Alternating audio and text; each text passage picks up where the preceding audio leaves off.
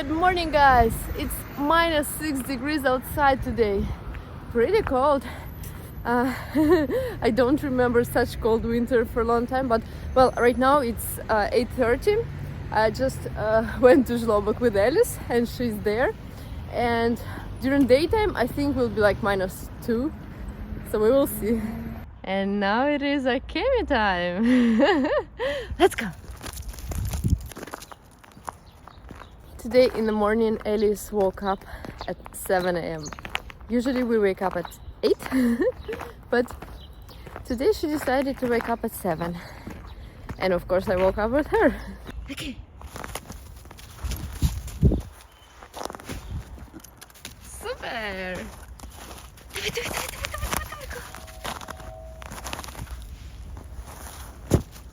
Super! I came to Żabka because we ran out of coffee, so I have decided to buy coffee, milk and some sausages because actually we need to go to grocery store, but we are so busy today, so we are gonna have some pasta with sausages. I have decided that we can walk upstairs with the Kenny. Unlike usual, a bit of sport for today. Go, go, go! What is that? Is that a pig?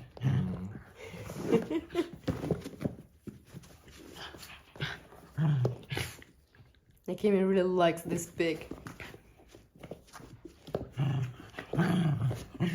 Akemi, you like pork?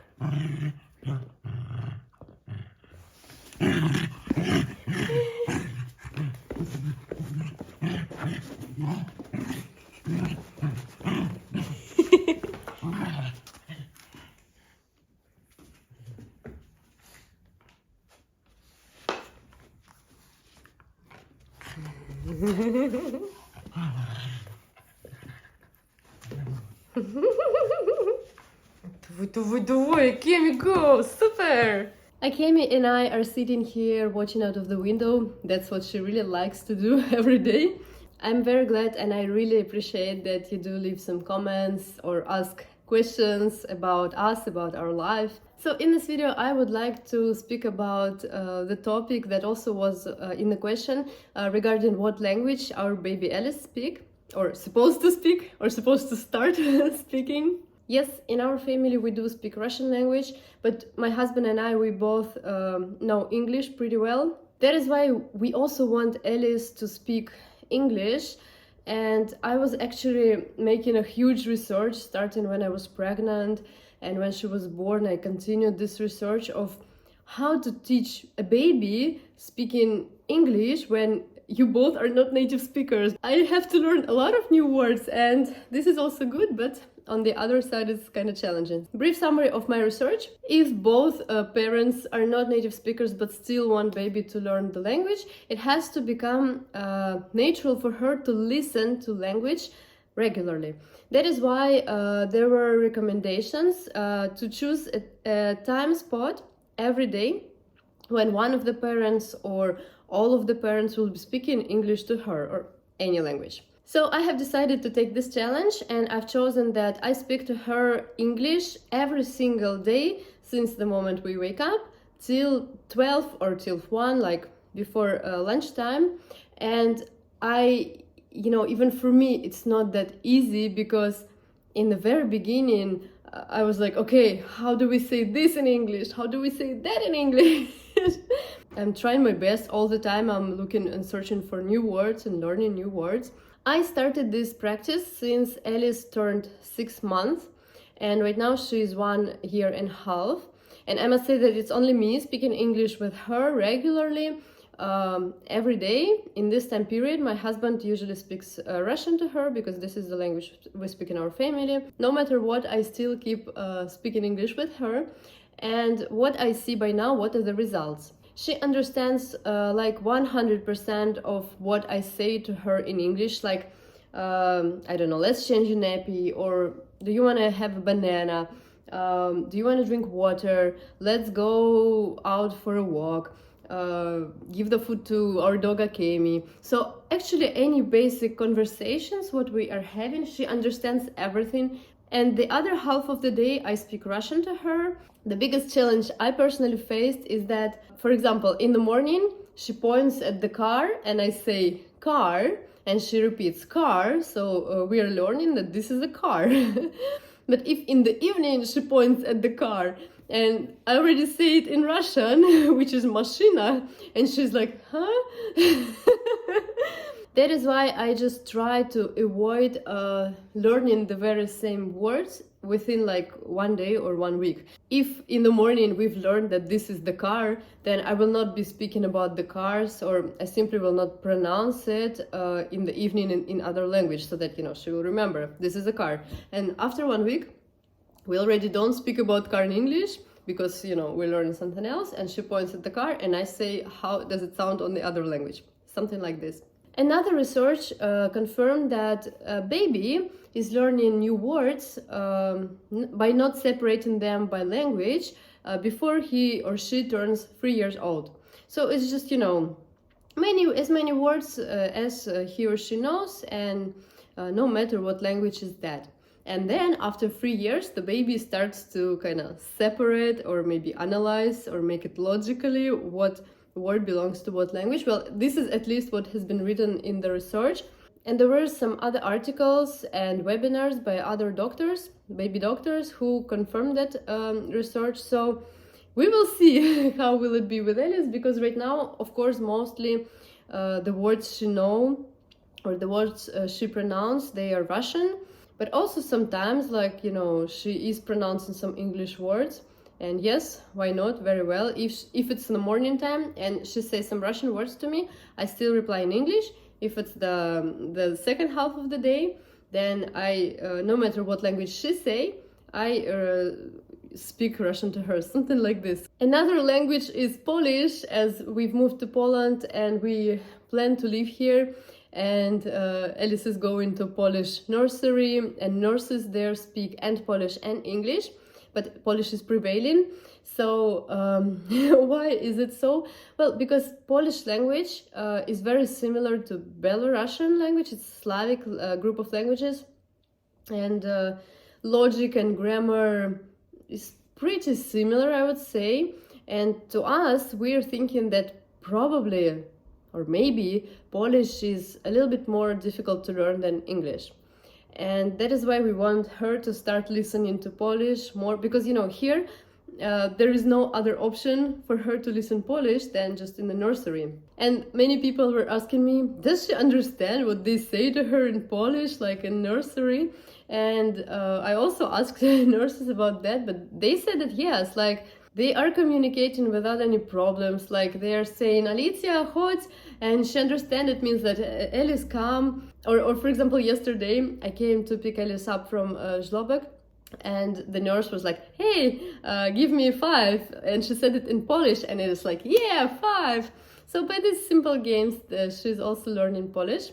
There was a period when she wanted us to give something to her, and she was saying, me. And we were thinking that in Russian language it sounds like mnie, and we were thinking that maybe she's just pronouncing it this way. But then at Polish class, I had a topic when I was learning how to say give it to me, like in Polish, and it's actually me. So what she was saying was Polish language. And yes, we totally understand that right now she's having this mix of languages, but I believe that for her it is not a challenge, because right now she's too little and she's just collecting as many words as she can, and then she will figure it out.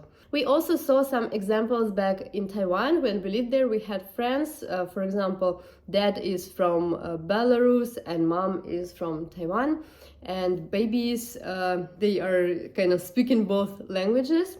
But there it was the advantage for them because they are native speakers. So for example, if mom is Taiwanese and she was speaking Chinese to baby, then, you know, she's native speaker, of course baby will learn it. But anyway, this baby goes to the kindergarten and they do speak Chinese there. At home, for example, with Papa, she speak Belarusian language, and then, for example, she meets some foreign friends, she speak English. So I saw many kids of like even, for example, 5 or 6 year old. they are pretty fluent in these languages because they've been, listening to these languages since the childhood, and it seems that it was not a problem for them. So I don't know. We will see. I keep on researching this topic on what should we change or how we should improve our games on this and that stages. But hopefully this scheme will work, because there are researches proving that yes, it is. And I do see that Alice right now understands me in Russian and English the same. And she does understand Polish at nursery. So good luck, Alice. we can do it together, hopefully. I'm not saying that she will be speaking fluent, like 3 languages on the very same language. Of course, probably not. Some language will be prevailing, some are not, but still, this is a very good skill. That's just our vision, and for now, we are doing it this way. We will see how will it go further, because right now Alice starts speaking some words, she starts speaking more. I must say that like 80% still she's speaking her baby language. But she's repeating everything after us, and she understands everything. So we will see. And there was a question about Chinese language. Well, yes, we did live back in Taiwan, and they do speak Chinese there, and we speak Chinese. But I think, like, for now, let us keep English and Polish as foreign languages for her. Alice is back home, and right now she is eating soup. It's not creamy soup, but it's with cream, and it has salmon, broccoli, green bean, potato, and carrot. Alice seems to like it. No? You want potato? Very well. Sorry. Not easy to do it with the left hand. And see what they gave her in the nursery. Beautiful. Also, Vitaly bought some blueberry for Alice. Alice really likes blueberry, so she's eating it, and I'm just teaching her to bite it. Alice, bite, please. She put, they're so huge. Like, take a look. And she's eating. It's for me. And she's eating them like bite. So she puts as much as she can in her mouth and then chew it. Alice and Akemi are reading book together. But actually Akemi is hunting for banana that Alice eats. And at first Alice is usually like, nee, nee, nee, you cannot eat banana. And then she just share it with her.